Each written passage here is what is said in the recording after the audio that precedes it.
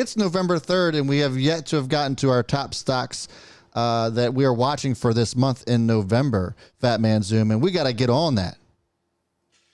Yeah, I'm going to be honest, people. So this is for anybody who's watching live. We're not as prepared as we'd like to be.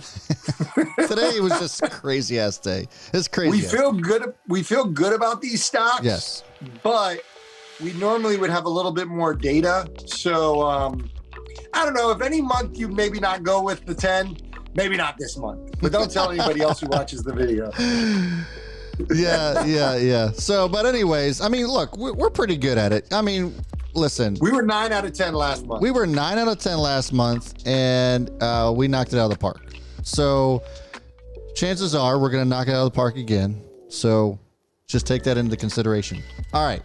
10 stocks that we're watching for the month of November. I'll go first. Mine is going to be, let's just get it out of the way. It's Tesla. Okay. There's nothing else to go to talk about other than the fact it's just Tesla being Tesla. And we've talked about in the Biden video, we talked about the top 5 stocks to buy if Biden wins. One of them was Tesla, and a lot of that just kind of revolved around Biden's platform that he stands on as far as renewable energy is concerned, as well as electric vehicles.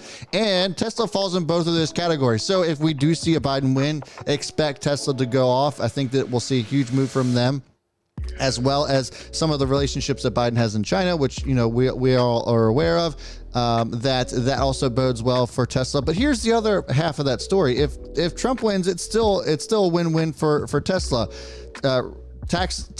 Eased taxes will remain the same for Tesla, which and regulations will still be down for big large corporations such as Tesla. So I think it's a win-win for Tesla here. And to be clear, Trump has also said that he's for renewable energy and for EVs, just not as much as Biden. He believes that there's a way or a world in which they both live together and coincide together. So there's definitely sides to both coins of this. Either way, Tesla wins. It doesn't matter who's president, in my opinion. I like Tesla. It's gotten beaten down to the low 400s, and it's looking great today. If we go and look at the chart, I'm going to actually pull this up now. If we go and look at the chart, Tesla has been doing really, really well. Let's pull this up. It was down as low as 385. If you guys recall, last week I said 385 was going to be a good spot to potentially grab Tesla. If we look at this and see the formation here, we're still trending in the right direction. We're looking at higher lows on the daily chart. Tesla is looking fantastic today. It's up to $421.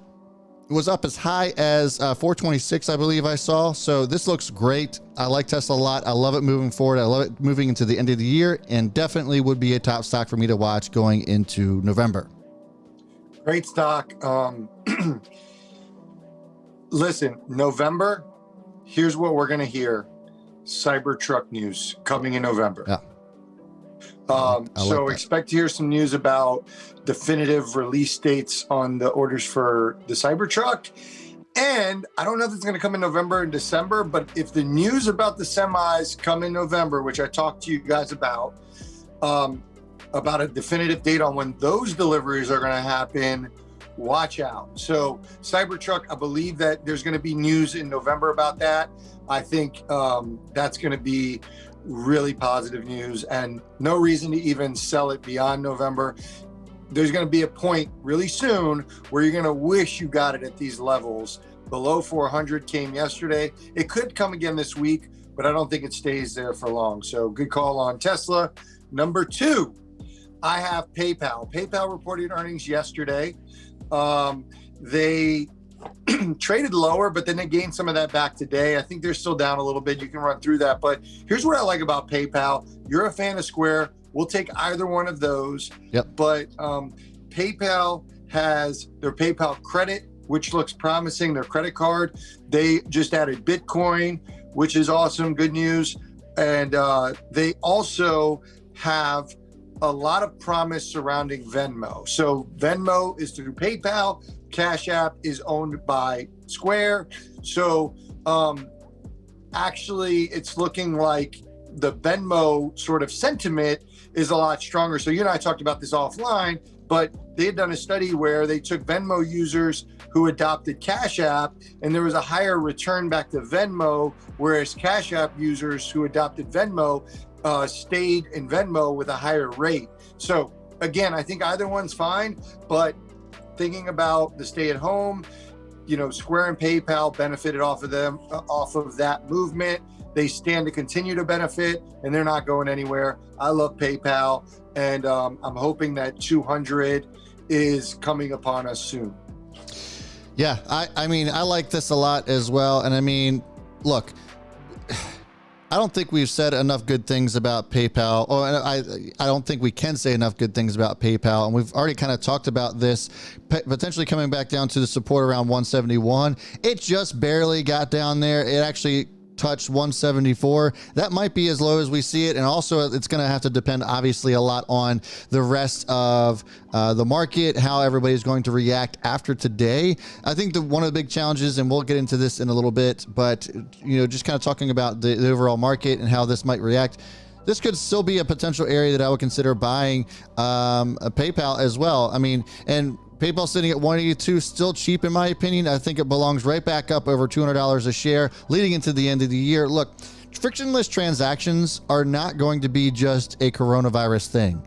It's going to be the way that people spend money. It's going to be the way that people transact in the future. So frictionless transactions, PayPal's leading the way, and we'll just get Square out of the way too. Square's having a hell of a day. It's up almost 2%.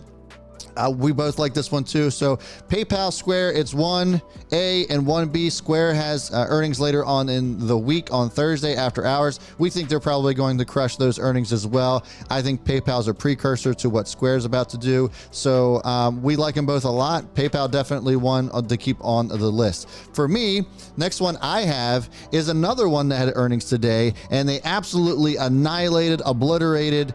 It was Wayfair. We had it on Stockwatch Sunday. I said they were going to come in with earnings at 385. That was my bold ass prediction. You got to have them every once in a while, right? They didn't come quite at 385, but they did come in and beat earnings pretty handily at $2.30 per share. Wayfair is, look, this kind of goes to what we were talking about as far as the Biden win's concerned. I think they do well regardless of who's president. You have Biden, who's looking to add more subsidized funds towards housing. You have the other side of that coin with Trump, where, with, again, eased tax plans and stuff like that, as well as you have record low interest rates. You have the real estate market going absolutely crazy. You got people that will either be decorating their homes to stage them to sell, or you're going to have people who buy a new home and they're going to need to decorate. Wayfair is definitely going to be that. Or hell, I mean, there's still people that have just been home and maybe they just needed to do a remodel, or they wanted to do something else with their home, and Wayfair has been at the forefront of that, and that has been evident. Quarter three was absolutely incredible for them. They had upbeat outlook for quarter four. I think they absolutely crushed it again in quarter four, and Wayfair I think is going to be one to hold. They had a sell-off because they said that there was a little bit of slowing as far as buying was concerned towards the end of the quarter. This is pretty typical though. When we look at this from a macro level, from real estate tends to slow down in the winter months.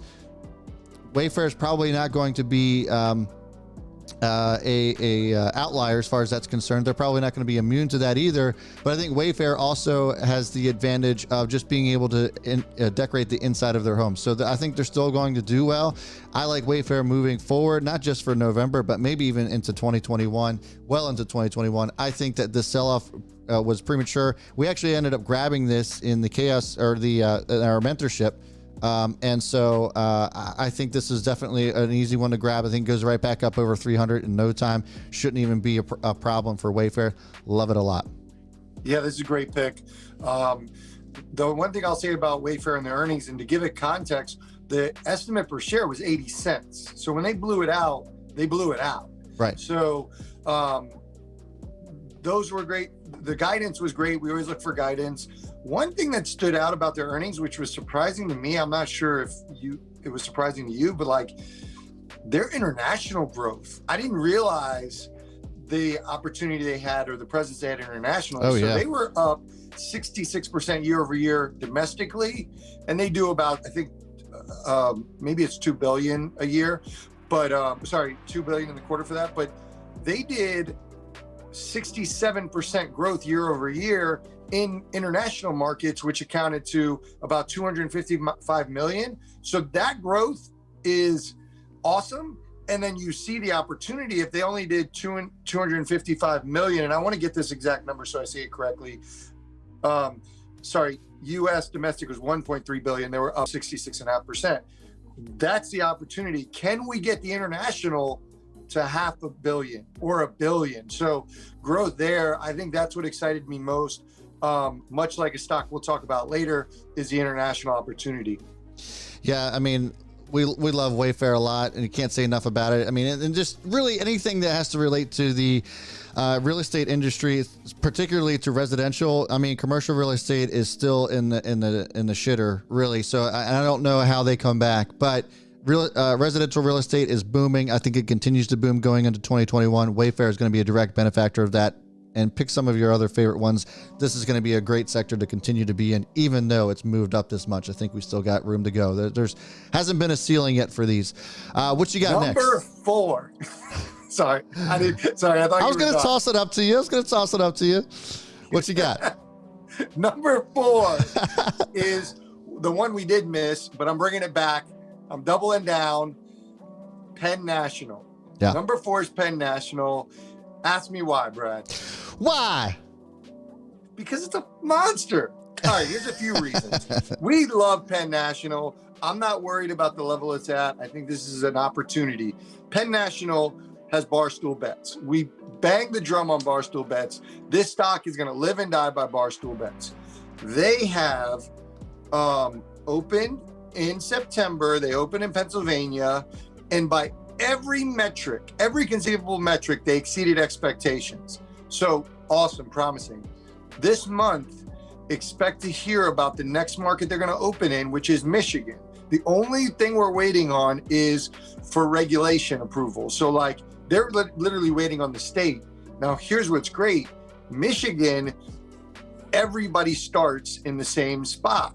Right. So whereas Pennsylvania, there was already market share taken away, everybody starts the same starting line. And Dave Portnoy's talked about this. Let's see how they do compared to their competitors. And I think it basically shows what we already know, that Penn is head and shoulders better than any of the other competitors in the online gaming space. So I'm excited about that. I believe that the news comes November. Barstool Bets will be launched in Michigan before the end of the year. And then next year, they have 10 additional markets that will be opened up for 2021. So you better believe our 21 list has Penn on it. So I'm excited about that. Lastly, what I'll say is there was some states had regulation about gambling and gaming, sports betting. Louisiana was one of those states that voted yesterday, and that votes today on that. And so we should hear about that. I think that's going to go through. That benefits properties in the state, and Penn National has 5 properties in Louisiana. If any of the other states approve legislation as well, that bodes well for the Barstool Bets brand. It helps them with revenue. So I love Penn. I know you love Penn as well. Yeah, I mean, today's going to be a great day for Penn, I think, because I think we do see some legalization, expanded legalization in other states as well. Maryland actually is one of them that was on the ballot. So Maryland already has legalized gambling. I think this just expanded upon it for sports betting and where it gets spent and stuff like that, but it still matters. And so I think that Penn National is poised to just continue to grow here. And we can't overstate the impact that Barstool will have on this company. If you guys are not a stoolie, just go talk to somebody who is, and they'll be able to tell you just what kind of cult following that Barstool actually has. They will throw money at this company and won't even think about it. So I think Penn National is still poised to just do really well. And obviously it's had a downturn. Look, most of the market did towards the end of October. Penn just wasn't immune to that. We saw a lot of people that were asking about Penn National and Rocket and some of the other ones we were talking about last month. And it's like, it did well, and then the rest of the market came down. So we think that depending on what happens as far as the election's concerned, this is just another one where it just does not matter who wins. And I think that this is just going to be the running theme of this entire list, is that these are all going to move regardless of what happens. And Penn National is definitely at the forefront here too. Looking at this, it sitting at 55.15. This is an absolute steal. I actually still have this with an average of 67. So obviously I'm down a little bit, but I have no reason to sell this. I think that we're going to be just fine. I have huge convictions for Penn National, and which leads me to the next one, which is Rocket. Indeed, Rocket's having a hell of a day today, and they have earnings on the 10th of this month, and we think that they are going to blow the socks off of the earnings. We think that all of the analysts, all the suits got this absolutely wrong, and that Rocket themselves were probably a little bit too conservative as far as their outlook on the last quarterly report, and that's kind of what's been causing Rocket to be a little bit rocky here and there.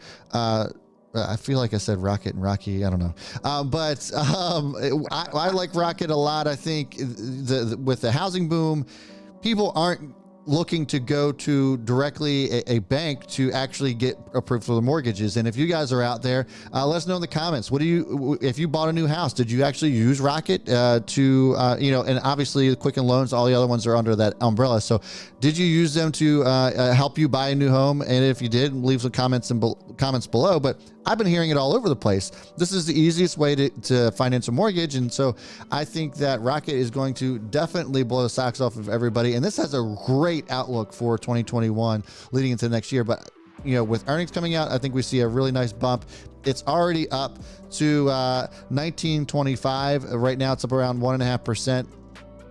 Look for $24 to be that area that we need to see this blast up over. It has constantly battled with $24, and it really needs to move up over $24 before we see a nice continuation of this thing. But you guys know that we love Rocket. We've been talking about it for months now, and it's only a matter of time before this thing lifts off, pun intended.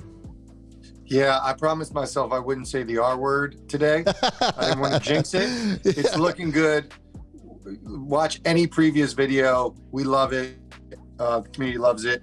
Coming in at number 6, Teladoc. I wanted to put a healthcare company on here. I felt like it was important to put a healthcare company on here. No matter who wins, one of the first priorities is going to be healthcare. Teladoc is positioned perfectly to take advantage of that. It's virtual. All the things you want as far as the company is concerned, I think Teladoc has. Here's the caveat. They underperformed for earnings. So that's something that makes it, that gave me a little bit of pause, but I still feel strong about that. They have the Livongo merger coming up, which a couple days ago on the shareholder meeting they voted on. Expect that merger to go through. I think that this was just the missed earnings was a blip on the radar. I love Teladoc. I think that this is going to be a huge beneficiary no matter who is in office. Yeah, and I mean, if you look at Teladoc right now, it's sitting at 194.29, and it got really kind of beat down after earnings came out. And I think this is still just another really good opportunity. I don't like to use the phrase the new normal, but I think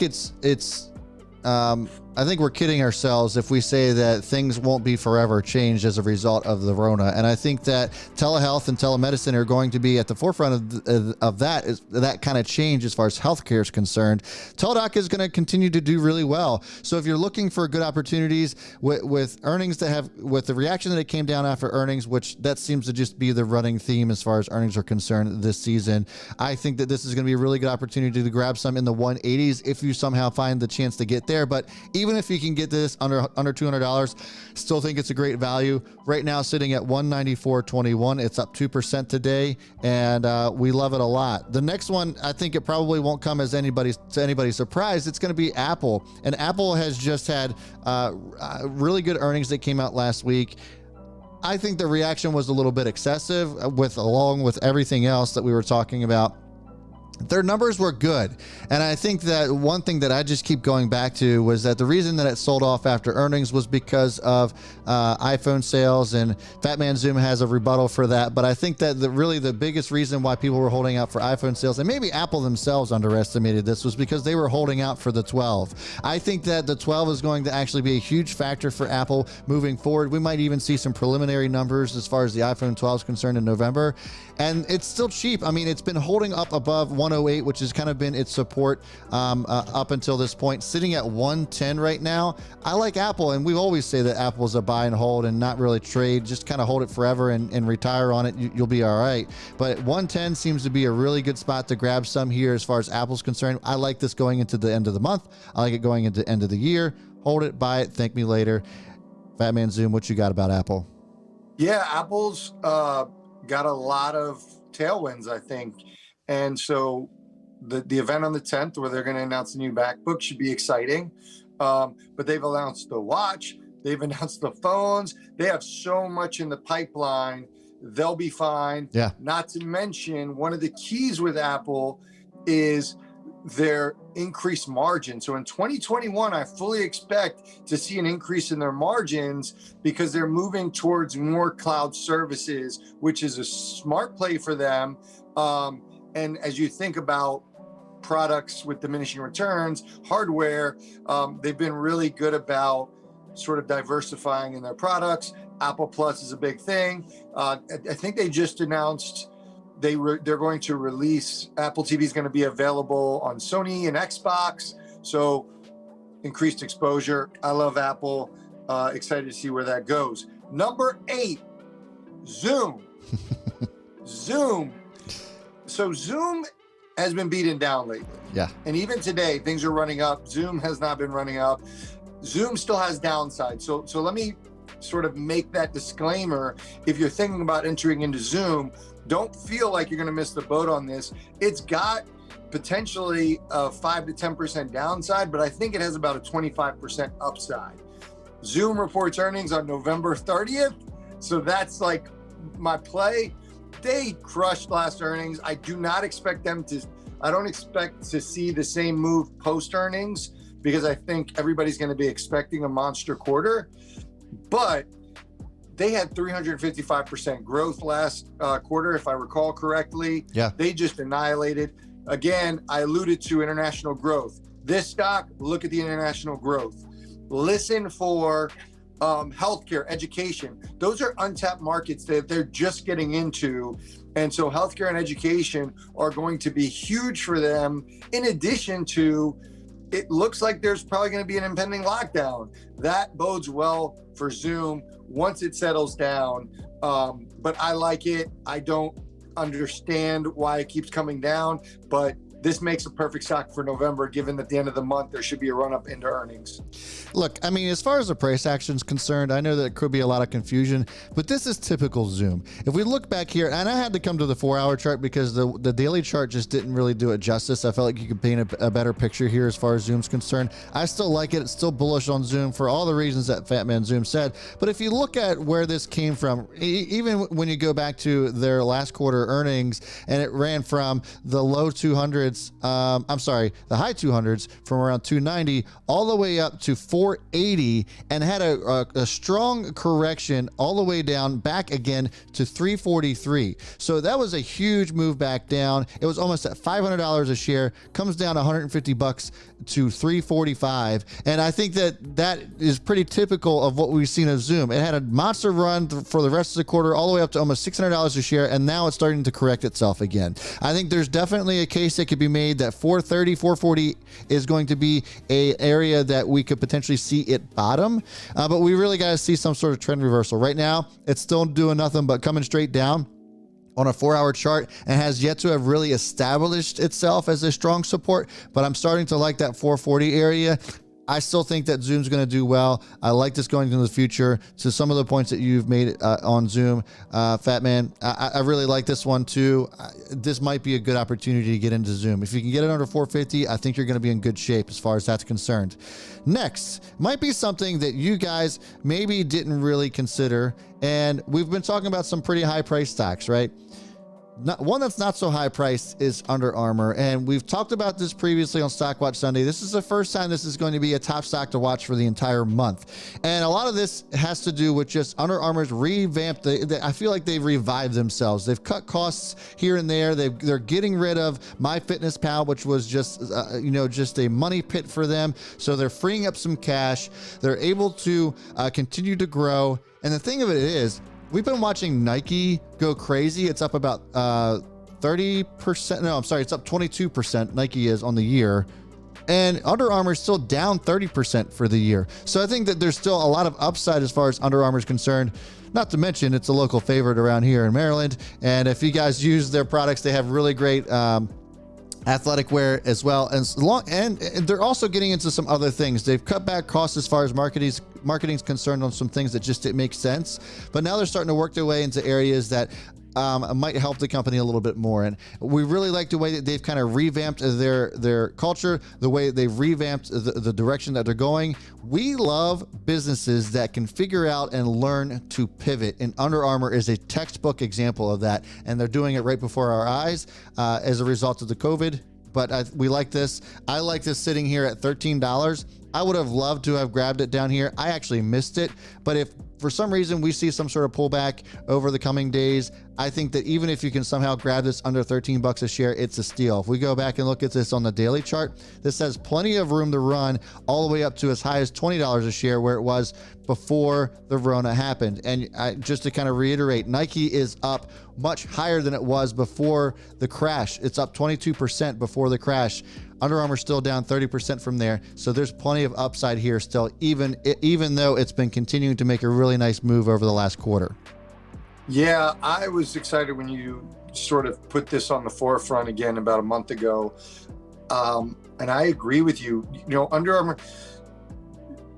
Armour made the mistake of trying to go head on with Nike, and they didn't need to. There's enough market share for them to be able to survive together and just carve out whatever your niche is going to be. And I believe they're going to really focus on lifestyle and also rural. I think there's going to be a movement towards rural and try to capitalize on the places where like maybe Nike isn't per se. Yeah. So there is huge upside.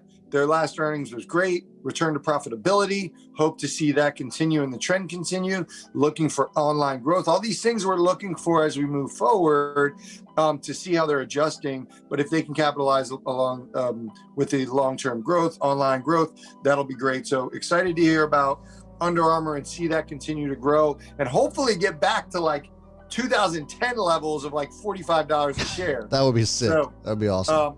Excited about Under Armour. Stock number 10, Alphabet. Listen, talk about not getting love. FANG stock not getting love. Alphabet has not gotten love. And we brought that up. We brought it to the table. We've been playing it since it was below 1,500. And we said it's been lagging behind the other FANG. They crushed earnings. That was awesome. I want to pull a couple things out of earnings that I think are important for us to consider. One, I'll get this out of the way. Their Google Cloud had 45% year-over-year growth. We love cloud services. That's awesome. They're so diversified. To me, I would say that's a competitor of social media. So like the one knock I'll have on Facebook is they still need to become more diversified. They're starting, but they're not even close to what Alphabet is. So I love their diversification from a risk perspective. So that's number one. Getting that out of the way, do you know, Brad, what the number one search engine is? It's Google. Do you know what number two is? It's YouTube. Who owns YouTube, Brad? Alphabet. You're damn right. So I want to talk about the ad revenue, and I want to talk about the platform you guys are watching this on now, YouTube. Their ability to monetize, I would say, is unmatched. Yeah. And so for that, I believe that that's going to be the difference for them moving forward. They had year over year growth on YouTube ad revenue of 32%. For a mature part of their business, that's insane. And for context, I want to say that I believe the Google ad revenue growth was like 6%, which is good. Right. So I'm getting excited. I'm getting fired up because I love Alphabet. It doesn't get the love it deserves. It's a great company. Financials fundamentals are great. YouTube, the monetization, they haven't even scratched the surface on memberships. And we've experienced that. Yeah. Oh, they take their cut. They got their hands in a little bit of everything. And as people understand the monetization opportunities, this YouTube market share, the revenue market share is going to grow bigger and bigger. So I'm excited about Alphabet. That is my stock for this month. Book it.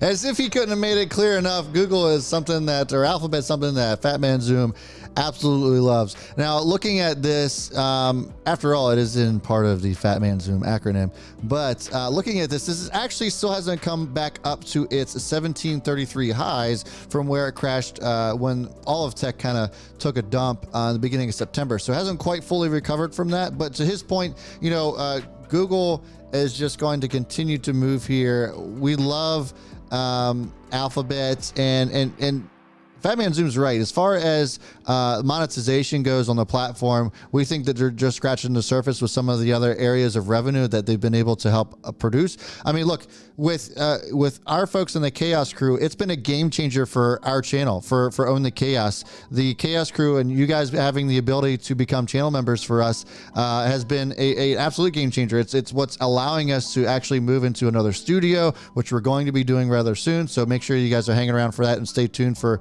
all of that. It'll be coming up before the end of the year, more than likely. And so that none of that would have been able to happen if that extra revenue stream wasn't created, as far as that's concerned. There you have it. It's the top 10 stocks that we have for November. If you guys like this, give us a thumbs up, of course. And if you want to be part of the Chaos Crew, we just mentioned it, click the join button next to subscribe. We give out a daily watch list, which, by the way, 5 for 5 absolutely crushed today's watch list. And we put out a daily watch list for our Chaos Crew members. We also put out private live streams as well as access to our public portfolio via Webull. If you guys want to check out all that stuff and then continue to help support the channel, hit the join button. It's $4.99 a month. You can't beat it. And that is our top stocks for the month. Thanks so much, guys, for that.